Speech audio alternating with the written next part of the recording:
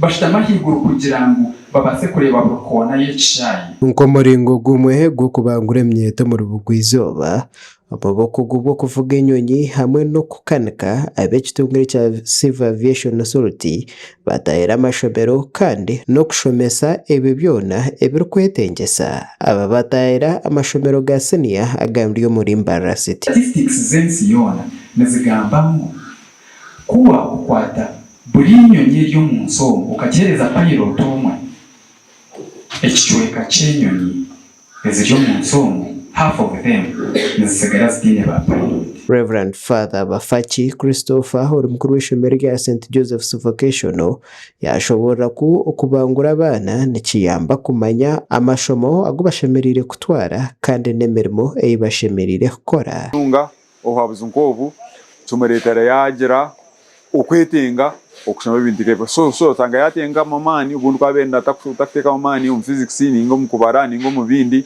ubundi ateka mamani kibasa kumubasa okubasa ku bishoma kandi akaba pilot. Iki cyo kwikirira abana cyakubira nikikoma aha abana bonka abo kugira ngo abana tubo barkwesharamo tubo beshashurira fizi tubo barkwehaburo mu bintu by'emishomo abazire babo babayo so kikabire nkibana kirungi okwikirira abazire ubwo yashobora ko hashemerire kuba hariho okushomesebwa kw'abantu ba burijo aha mashomo agabana babo n'amazima abo kuba abana nuko bako batakamanyira icyo barukwenda ubunda bingi uri first marusanga kariya karensi y'abanyaba konka bashomesa buritame takatandikire ntugera kugera icyo tweta workshop y'abashomesa kandi na umunyigiso yabo babasemewe kubana bahabura abana kugira ngo babatunga mu gishati ngageze sanuye ntereza abantu imigisha mingi ubundi kuba icyo barkwenda kuba. Wekagaba Christopher kurwo mu kitokire cya Civil Aviation Authority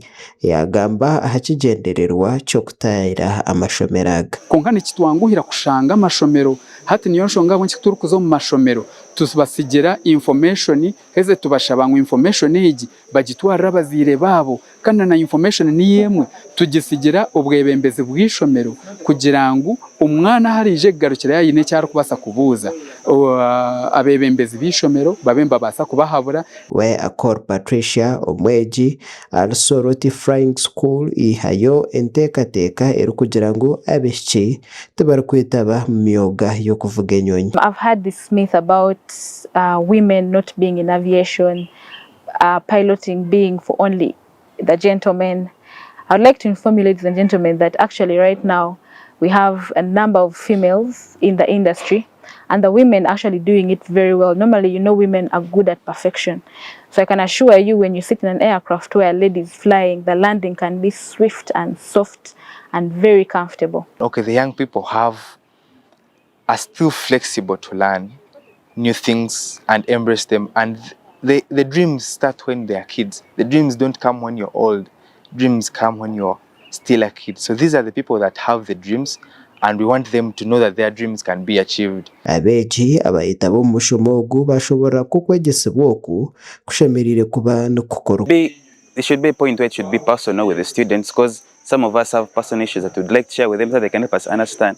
Like for example, if I talk to such a stakeholder with a parent may overshadow me and be like, I want you to be a doctor because so and so's father is a doctor and they have money. Abantu nk'abambaye amabeji kanye ninga batayi banje okwitanga kwitega kuremera umuntu weje ngenda kwecho kureberaho nkanye bimukira kuronda umugu nakwase kuja kuronda ubunyishi naba inspired n'aba bantu bashimuza makuru agagasha kwa yana kankwasa.